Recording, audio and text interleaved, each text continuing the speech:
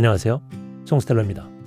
오늘의 에피소드는 한국에서의 삶에 지쳐서 뉴질랜드로 이민을 오면서 알게 된 부부관계에 보이지 않던 진솔한 이야기입니다.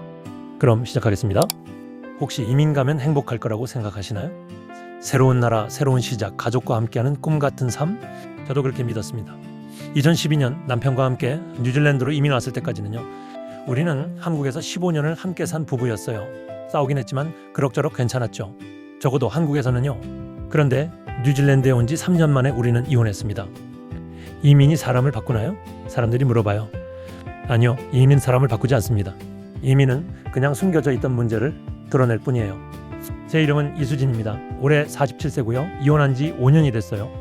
오늘은 제가 왜 이민 와서 이혼했는지 그 충격적인 이유를 말씀드리겠습니다. 그리고 이건 경고입니다. 이민 준비 중이신 부부라면 꼭 들으세요.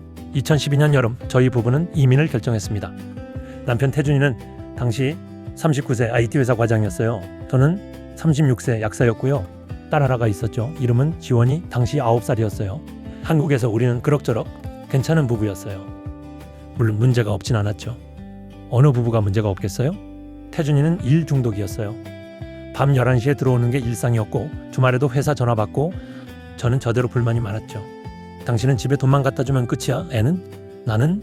근데 주변 부부들도 다 비슷했어요. 원래 그런 거지 하고 살았죠. 이민 결정은 딸 때문이었어요. 지원이가 학원 스케줄에 치여서 너무 힘들어하더라고요. 초등학교 3학년인데 밤 10시까지 공부했어요. 어느 날 지원이가 울면서 말했어요. 엄마, 나 숨 좀 쉬고 싶어. 그날 밤 태준이랑 진지하게 얘기했어요. 여보, 우리 이민 갈까? 이민? 갑자기? 애가 너무 힘들어해.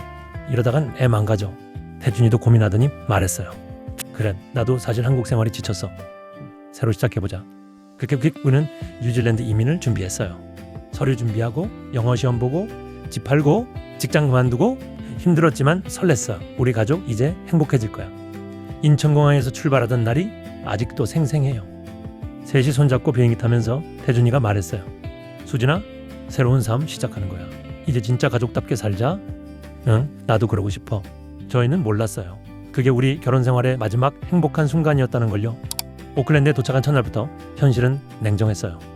공항에서 렌터카 빌리는데 태준이가 당황했어요. 왼쪽 운전석? 이거 어떻게 운전해? 저는 제 걱정이 더 컸어요. 저는 영어를 거의 못했거든요. 태준이는 그나마 회사에서 영어 이메일 쓰고 그랬지만 저는 약국에서 한국 손님들만 상대했었거든요. 렌트한 집에 도착했는데 생각보다 작고 낡았어요. 여보, 이거 사진이랑 너무 다른데? 뭐 어쩌겠어. 일단 살아보자. 첫 주는 그냥 정신없이 지나갔어요.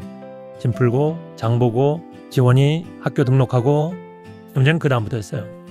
태준이가 구직 활동을 시작했는데 연락이 안 오는 거예요. 한 달, 두 달 인터뷰 기회조차 없었어요. 수진아, IT 업계가 생각보다 좁네. 다들 현지 경력 없으면 안 뽑으려고 해. 그럼 어떡해. 우리 돈 계속 나가기만 하는데. 알아. 내가 뭐라도 하겠어. 저도 약사 재등록을 하러 갔는데 2년 과정에 학비만 4만 달러, 약 3천만 원이었어요. 여보, 우리 이거 할 돈 없어? 그럼 당신은 뭐 할 건데? 나도 알아봐야지. 그렇게 3개월이 지났어요. 저희 부부는 매일 집에 같이 있었어요. 둘 다 일이 없으니까요. 그게 시작이었어요. 지옥의 시작. 한국에서는 태준이가 하루 종일 밖에 있었어요. 아침 8시에 나가서 밤 11시에 들어왔죠. 그래서 우리는 사실 별로 마주칠 일이 없었어요. 싸울 일도 없었고요. 근데 뉴질랜드에서는 24시간 같이 있었어요. 아침에 일어나면 태준이가 거실에서 노트북 보고 있고, 점심 먹고 나면 또 거실에 있고, 저녁 먹고 나면 또 있고. 처음엔 좋았어요. 우리 이렇게 같이 있는 오랜만이네 싶었죠. 근데 한 달 지나니까 답답하더라고요. 여보, 나 좀 장 보고 올게. 응, 다녀와. 마트 갔다 와도 태준이는 똑같은 자리에 앉아 있었어요. 뭐 했어? 이력서 넣었어? 몇 개? 5개. 그래, 대화가 끝이었어요. 저녁 먹고 나면 더 말이 없었어요. TV 보고 핸드폰 보고 각자 할 일하고. 이상하네. 우리 원래 이렇게 말 없었나?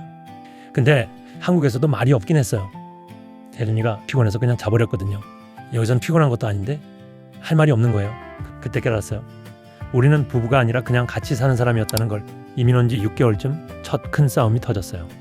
태준이가 결국 일자리를 구했는데 IT 회사가 아니라 창고에서 포장 일하는 거였어요. 수진아, 일단 이거라도 해야 할 것 같아. 돈이 계속 나가잖아. 그래, 어쩔 수 없지.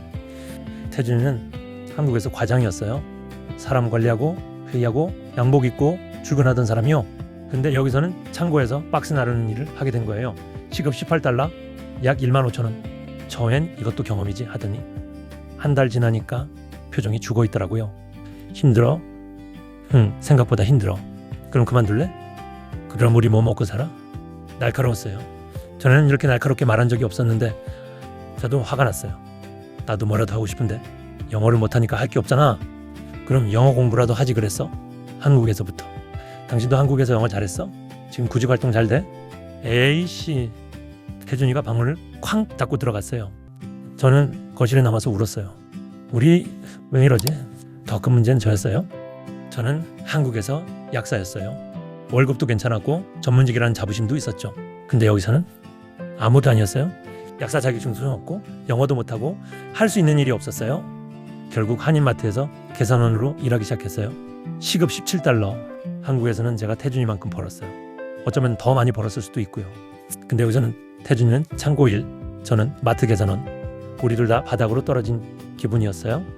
그리고 이상한 일이 생겼어요. 태준이가 저를 무시하기 시작했어요. 수진아, 오늘 저녁 뭐 먹을까? 피곤해? 그냥 라면 끓여 먹어. 내가 일하고 와서 라면을 끓여 먹어? 나도 이랬어. 너만 일한 거 아니야? 창고 일이 얼마나 힘든지 알아? 하루 종일 박스 나르는 거야. 당신은 그냥 계산대에 앉아있기만 하잖아. 그 순간 진짜 화가 났어요. 뭐? 앉아만 있다고? 나도 하루 종일 서 있어. 손님 응대하고 재고 정리하고. 에이, 그게 뭐가 힘들어. 그때 알았어요. 태준이가 저를 동등한 사람으로 안 본다는 걸. 한국에서는 제가 전문직이었으니까 태준이라 존중했어요. 아니, 존중하는 척은 했죠. 근데 여기서 둘 다 육체 노동자가 되니까 태준이는 자기가 더 힘들다고 생각한 거예요. 당신 그거 아니? 너는데? 당신은 나를 동등하게 본 적이 없어. 한국에서도 약사인 아내를 자랑스러워했지 수진이를 사랑한 게 아니었잖아. 갑자기 무슨 소리야? 이민 와서 내가 돈 못 버니까 깔보는 거잖아. 인정해. 야, 내가 언제? 방금 했잖아. 나보고 앉아만 있다고? 그날 밤 우리는 처음으로 잠을 따로 잤어요. 이민 생활은 우리의 다른 문제들도 드러냈어요. 뉴질랜드는 남녀 평등이 당연한 나라예요. 집안일도 반반 나눠서 하고 육아도 같이 하고. 근데 태준이는 한국식 남편이었어요. 여보, 설거지 좀 해줘. 아, 피곤한데. 당신이 해. 나도 이랬어. 왜 내가 혼자 해? 원래 집안일은 여자가 하는 거 아니야? 뭐라고? 뭐 나도 가끔 돕긴 하지만 기본적으로는 여자 일이잖아. 저는 기가 찼어요. 여보, 여기 뉴질랜드야. 한국 아니야. 남자들도 다 집안일 해. 나는 한국 사람이야. 내 방식대로 살 거야. 그럼 한국 가서 살지? 또 싸웠어요. 지원이 학교에서도 문제가 생겼어요. 지원이가 학교에서 배운 걸 집에서 얘기하는데 태준이랑 충돌했어요. 아빠, 선생님이 그러는데 남자도 요리하고 청소해야 한대. 그건 여기 문화고 우리는 한국 사람이니까. 아빠는 왜 설거지 안 해? 어른들 일에 끼어들지 마. 지원이가 혼란스러워했어요. 학교에서는 한 가지를 배우는데 집에서는 다른 걸 보니까요. 어느 날 지원이가 저한테 물었어요. 엄마, 왜 엄마만 집안일해? 그러게, 엄마도 모르겠어. 학교에서는 남자 여자 똑같이 해야 한대. 맞아, 똑같이 해야지. 그럼 왜 아빠는 안 해? 대답할 수가 없었어요. 이민 생활에서 가장 힘든 건 외로움이었어요. 한국에서는 제가 친구도 많았고 가족도 있었고 할 게 많았어요. 근데 여기서는 아무도 없었어요. 태준이는 창고에서 일하면서 동료들이랑 조금씩 친해졌어요. 퇴근 후에 맥주도 마시고. 근데 저는요, 한인마트에서 일하지만 다들 나이 많은 아줌마들이었고 친구라고 할 만한 사람은 없었어요. 집에 오면 태준이랑 지원이밖에 없었어요. 지원이는 학교 숙제하고 태준이는 피곤해서 자고 저는 혼자 거실에 앉아서 핸드폰으로 한국 친구들 SNS 보면서 울었어요. 다들 행복해 보이는데 나만 왜 이래? 태준이한테 말했어요. 여보, 나 너무 외로워. 응, 나랑 좀 얘기 좀 해줘. 하루 종일 말할 사람이 없어. 나도 피곤해. 내일 얘기하자. 내일은 오지 않았어요. 우리는 같은 집에 살면서도 점점 멀어졌어요. 한국에서는 태준이가 밖에 있었으니까 저도 외롭지 않았어요. 저도 제 생활이 있었으니까요.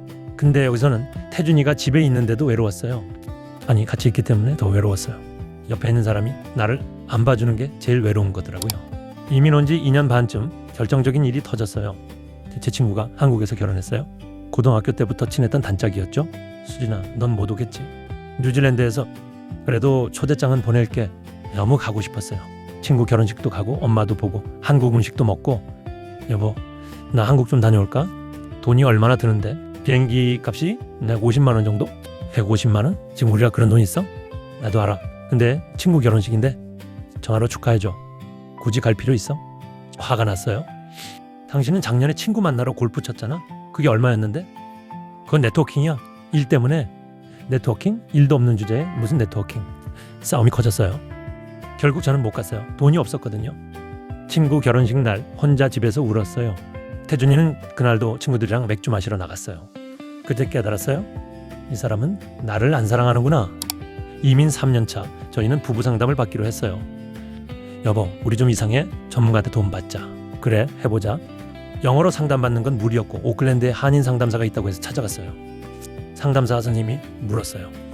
두 분은 왜 이민을 결정하셨어요? 딸 때문이요. 딸이 한국에서 너무 힘들어해서요. 그럼 이민 결정을 함께 하셨나요? 저는 네라고 대답하려다가 멈췄어요.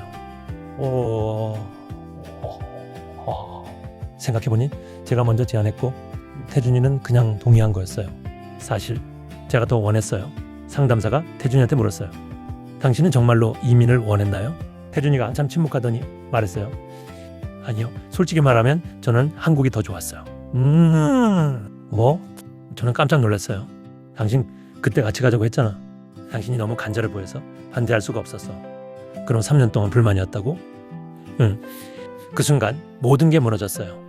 우리는 서로 다른 꿈을 꾸고 있었던 거예요. 저는 새로운 삶을 원했고 태준이는 한국이 그리웠던 거죠. 상담사가 말했어요. 이민은 부부관계의 약점을 드러냅니다. 한국에서 숨어있던 문제들이 다 나오죠. 그럼 우리는 어떻게 해요? 두 가지 선택지가 있어요. 하나는 문제를 직면하고 함께 해결하는 것, 다른 하나는요. 각자의 길을 가는 거예요. 상담 후 6개월 동안 우리는 노력했어요. 데이트도 하고 대화도 하고 같이 뭔가 하려고 애썼죠. 근데 안 되더라고요. 너무 많이 망가진 상태였어요. 어느 날 저녁 태준이가 말했어요. 수진아, 우리 이혼하자. 놀랍게도 전화는 안 됐어요. 응, 그러자.